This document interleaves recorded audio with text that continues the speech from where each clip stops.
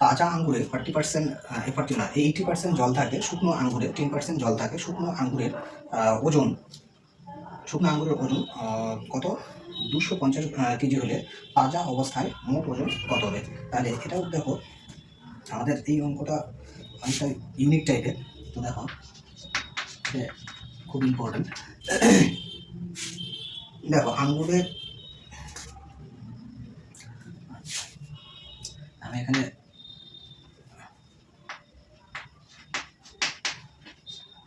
তাজা আর হচ্ছে ড্রাই, আচ্ছা বাংলা ইংলিশ মিশিয়ে হলো।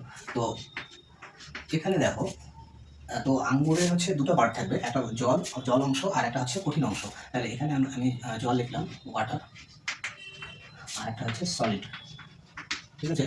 তো দেখো, যখন তাজা অবস্থায় হচ্ছে কত পার্সেন্ট জল থাকে? 80% জল থাকে। তো 80%, তো 80% মানে কত? 80 বাই হচ্ছে 100, 0 0 কাটা গেল, আরও কাটা যেত, আমি আর কাটলাম না। তো এটা হচ্ছে দেখো টোটাল হচ্ছে পরিমাণ 10, 10-এর মধ্যে 10-এর মধ্যে হচ্ছে 8 একক হচ্ছে জল থাকবে, আর বাকি হচ্ছে 2 একক কিন্তু সলিড থাকবে, ঠিক আছে। 10 থেকে এটা মাইনাস করে।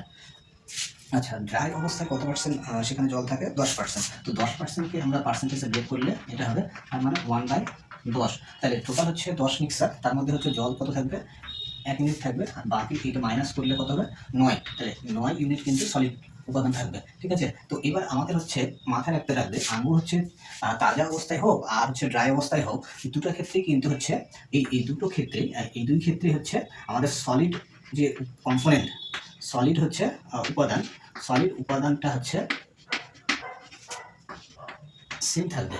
এটা হচ্ছে আমাদের মাথায় রাখতে হবে, সলিড উপাদানটা সেম থাকবে। তাহলে সলিড উপাদানটা আমাদের সেম বানাতে গেলে করতে হবে কি? দেখো, সলিড উপাদান সেম বানাতে গেলে এখানে হচ্ছে 9 দিয়ে মাল্টিপ্লাই করবো, আর এখানে হচ্ছে 2 দিয়ে মাল্টিপ্লাই করবো। তো 9 দিয়ে এখানে মাল্টিপ্লাই করলে এখানেও 9 দিয়ে মাল্টিপ্লাই করতে হবে, এখানে 2 দিয়ে মাল্টিপ্লাই করলে এখানেও 2 দিয়ে মাল্টিপ্লাই করতে হবে। তাহলে এই রেজাল্টটা আমাদের কত হলো? এটা 72 হলো। আচ্ছা, এইটা হলো আমাদের হচ্ছে 18 হলো, আর এইটা হচ্ছে 2 হলো, আর এইটা হচ্ছে 18 হলো, ঠিক আছে। তো এবার কোশ্চেনে বলা আছে যে শুকনো আঙ্গুরের ওজন কত?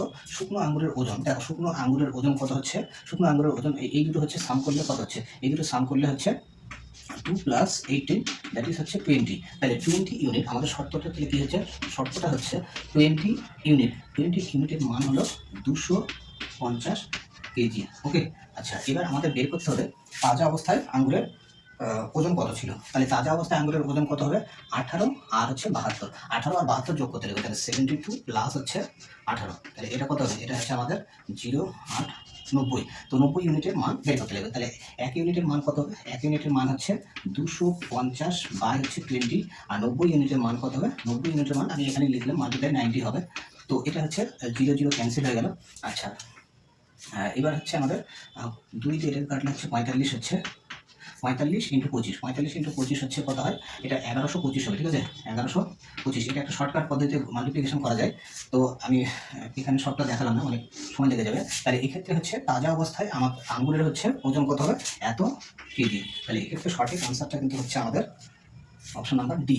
ডি হচ্ছে আমাদের কারেক্ট আনসার। তো এই টাইপের অঙ্ক কিন্তু সচরাচর তোমরা দেখতে পাও না, তো এই টাইপের অঙ্ক কিন্তু বর্তমানে আসছে আর কি, ট্রেন্ডিং। তো ভালো করে দেখে রেখো, আশা করি বুঝতে পারলে। তো চলো, ভিডিওগুলো ভালো লাগলে লাইক শেয়ার করো।